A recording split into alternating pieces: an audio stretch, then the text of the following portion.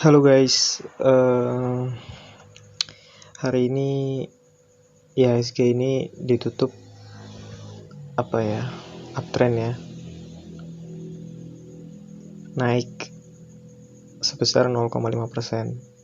Tapi pada jam-jam awal, sekitar jam 10-an itu dia sempat turun ya, sempat downtrend dulu ke 6.039 sampai pada akhirnya ditutup menguat ya. Ya kalau kita lihat ada campur tangan foreign buy di sini sebesar 14,86%, dan ada juga domestic buy sebesar 35,14%. Tapi hal itu juga ada domestic sell-nya sebesar 37,78%. Hal ini mengindikasikan bahwa ada kepercayaan yang sekarang mulai terbangun oleh investasi asing ya. Ya, ini merupakan salah satu dinamika dalam dunia pasar modal di bursa efek. Saya ingin menceritakan kisah bahagia saya dalam memulai investasi ini. Saya memulai investasi ini dari tahun 2016 ya. Dan saya ingin menunjukkan ke kalian, ya sebenarnya sih dari kemarin ada banyak multi bagger yang saya dapat ya, sukses istilahnya di dalamnya itu. Ya ada beberapa lah ya. Saya memulai itu dari yang aman-aman dulu, dari BBRI dulu. Kemudian saya mulai merambah ke layer kedua ya, saham layer kedua. Terus kemudian ya itu sudah lalu lah ya. Sekarang saya sedang menikmati adalah multi bagger dari beberapa saham.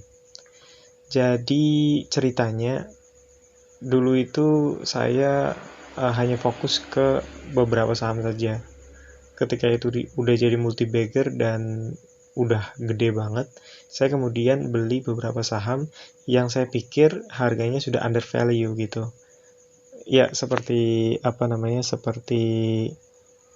saham-saham yang sebelumnya under value, yang saya bilang PBV-nya itu benar-benar lagi murah atau lagi diskon gitu ya. Ini saya tunjukkan ada beberapa saham. Di sini ada MPPA, LPPF, terus ada MPAU ya. Sebenarnya pada saat awal-awal saya membeli ini, saya memang istilahnya cap cip cup, tapi bukan kembang kucup juga ya. Saya pikir-pikir juga, saya pikir bahwa oke lah, dunia permohonan itu dikalahkan oleh online gitu ya.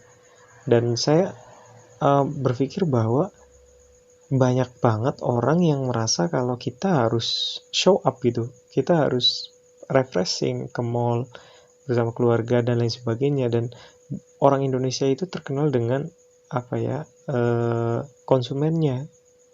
konsumerismenya gitu.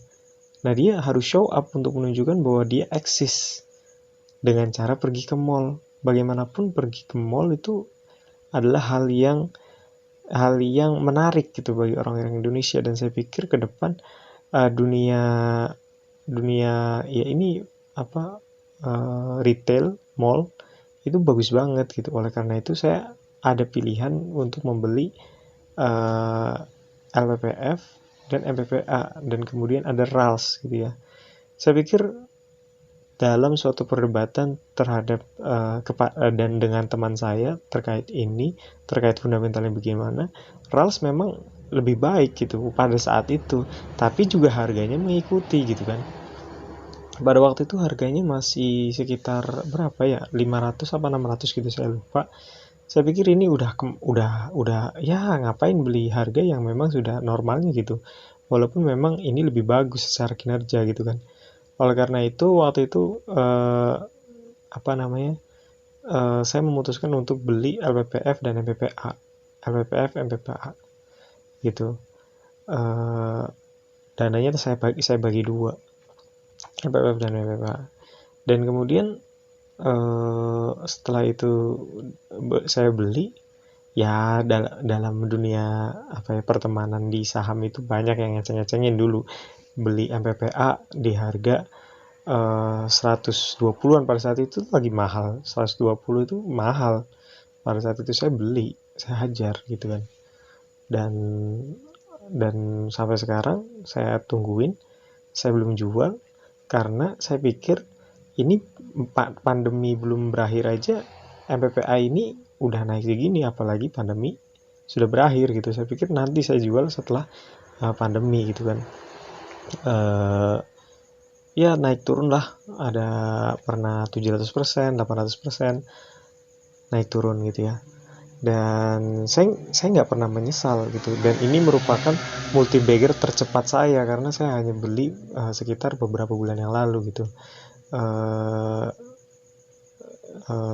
Ya itu adalah salah satu contoh multi bagger saya. Ya kita lihat MPPA ya. Kita bahas sekarang. Ini MPPA sudah memang naik gede banget ya selama 6 bulan terakhir. Nah saya tuh beli di harga ini nih, ya sekitar bulan Maret Februari itu saya beli di harga 120. Pada saat itu memang masih mahal gitu, masih mahal, dan sempat nyampe 1235, dan saya masih keep karena saya pikir pandemi belum berakhir gitu ya. Mungkin saya akan jual kalau misalnya dia sudah berapa ya, naik ke 1300 mungkin, maybe, atau ada kemungkinan dia turun lagi. Saya nggak ngerti ya, saya nggak ngerti gitu. Dan saya berencana untuk keep ini setelah pandemi selesai gitu. Entah itu harganya bakal turun lagi atau memang bakal naik lagi, itu memang sudah rezeki saya gitu kan ya. Nah kita bahas langsung dengan market cap 5,76T. Memang ini sangat menarik sekali ya, karena marketnya udah rame gitu. Sekarang udah rame.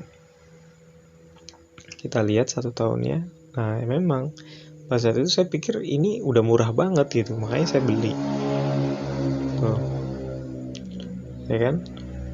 Dia punya sejarah, dia pernah sampai di harga 2000 gitu, makanya saya di sebelumnya itu malah tinggi banget. Kalau saya lihat di profil di pakai sekuritas saya itu kan bisa lihat sampai terakhirnya itu.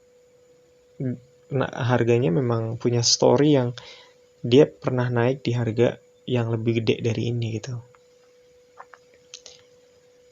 Oke, dilihat secara analisisnya masih didominasi oleh domestic buy, dan apa ya, secara statistik sekarang memang menurut saya kurang menarik gitu. Tapi pada saat itu memang murah dan sesuai sama statistik ini gitu.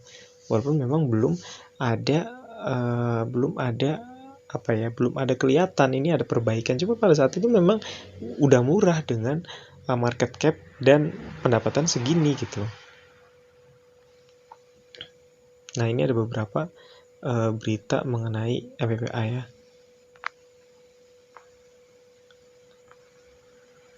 Kalau nggak salah MPPA ini naik banget itu gara-gara ada investor asing kalau nggak salah.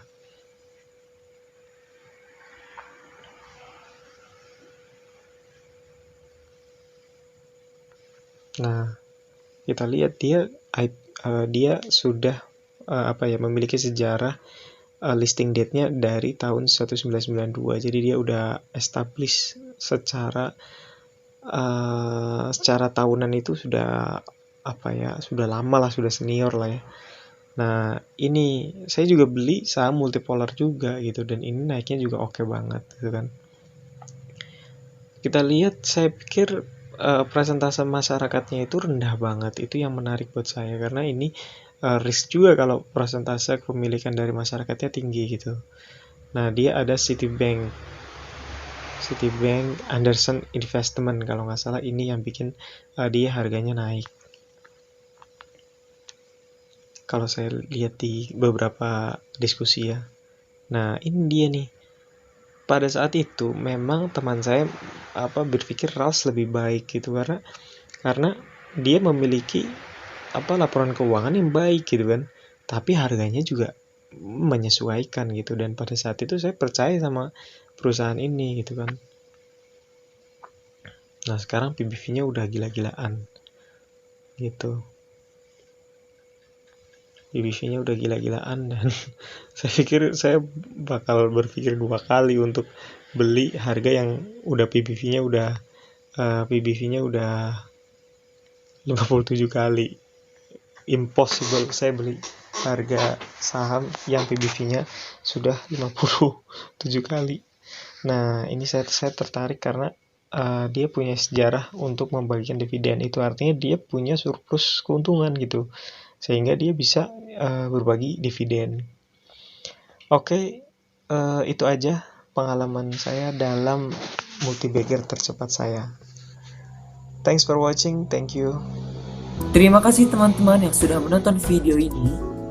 Jangan lupa klik tombol subscribe, dan jika kalian suka video ini, angkat jempol kalian, and see you.